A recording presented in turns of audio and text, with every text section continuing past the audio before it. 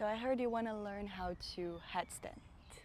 First of all, you need to be strong in your core and you need to already have some, if not a lot of body awareness. What do I mean by that?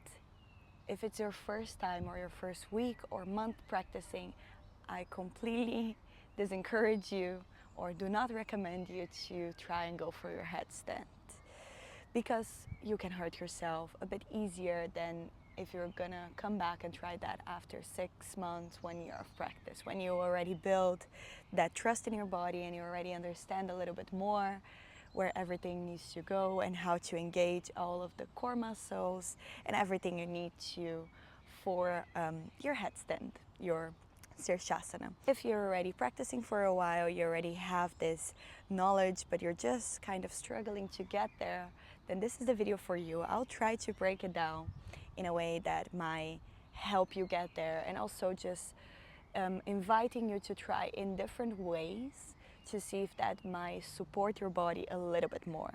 Remember also, this is not a race. It's not about how fast you can get to your headstand, but how safe you can get there without hurting yourself, without injuring the body, and just making this an extension of your practice, just supporting the practice. So take your time. There's no worries if you're not gonna get it the first time. You can always come back to this video. You can always try again and just focus in some other exercises that also prepare your body for your headstand. With all that being said, let's start. So when you're going to your headstand, you want to find here the correct alignment for your arms. A good way to test is to bring here the tip of your fingers inside of the elbow. So this is a good measurement. And then from there, you're going to interlace your fingers. This is just because you don't want to have your elbows completely opening, because if you do that, you're going to sink in between. I think a good way of seeing is when you're going for your forearm plank like this, interlacing the fingers like what you would do for headstand. If the elbows start opening, you see what happens? I'm sinking down. And that's what you do not want to happen when you're going to your headstand. So you want to keep the elbows in enough distance for your own unique body, of course, but without letting it slide to the side so you're not sinking in between the shoulders. This part is very important to get this space, this distance right, to get that feeling that you need here. Then you're going to interlace the fingers. How I normally like to do is just to keep the pinkies on top of each other. Otherwise, you're kind of bearing a lot of weight on top of the fingers, a bit like this, and it's just not so comfortable. So I like to keep the pinkies on top of each other. And you're gonna bring the top of your head in the middle. A good way of measuring is if you bring your thumb here and then the pointer, this is the top of your head. You're not gonna be able to measure when you're putting there because you already have your hands down, but just maybe try that before so you remember, okay, this is where I want my head to be on the mat. From here, we're gonna bring that top of the head down and really hug the back of the neck, the back of your head, excuse me. So you start really engaging here. This is all very strong. With that, you're already starting to engage the arms. And then coming on the tip of your toes, coming on your toes. Start walking it close, much more than you think. So you're not stopping it here. You want to almost bring the hips already in the position they're gonna be. From there, maybe play a little bit around with your balance, bringing one leg, maybe you're bringing both, just feeling it here. You need to be very strong in this position. If this is wobbly, then don't even try to play around with the legs. So this first point with the knees to your belly, to your chest, needs to be very strong. And to build that strength, there's only one way to do it, is practice. So what you can do is always at the end of your practice, when you're doing a bit of a more strong practice, go to that point, prepare your arms, bring the top of the head down, take your knees, hold it there.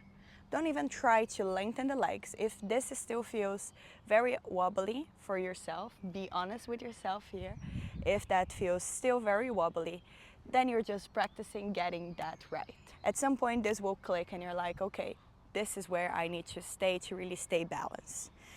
And let's imagine for you, this is already the point. So then what I recommend is to, instead of trying to lengthen the legs completely, Instead of trying to go already for your Sirsasana, why don't you try and open your legs and play a little bit around here, maybe moving to one side and the other. Why do I say that? Because here you have the weight of your legs pushing you forward. So if you're not balancing enough, you're gonna fall here. So this is a very safe way of practicing. If you're in this stage of building your strength for your Sirsasana and really playing around with the balance, when you try and go for the full posture and you're not completely balanced in there, or you're still figuring that out, it's very easy to fall to the other side, and that's how you can hurt your neck, perhaps your shoulder. So I do recommend that you try and perhaps play a little bit around with the legs by opening them like I just showed it, because then if you're falling forward, so there's no issue in there. And then from there, when that's strong, you can try and lengthen your legs completely. I find this always the best approach for when you're learning. In fact, that's my favorite way of entering the pose. So it's just by holding it here, opening the legs to the sides, and then from here I'm gonna release and start lengthening the legs. Perhaps I'm gonna play a little bit around. This will help you balance as well, because you can shift one way forward and back and really test your balance before going for the full posture. And when you're there, try to keep here your core strong and engaged.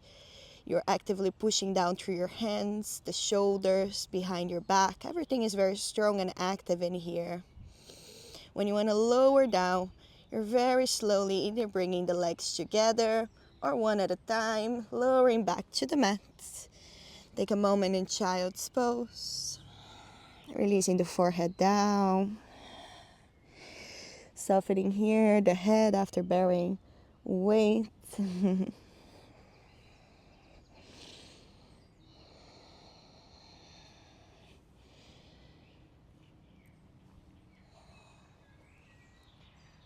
So I hope it's a little bit more clear, a few ways of getting into your headstand, or a few tips, let's say.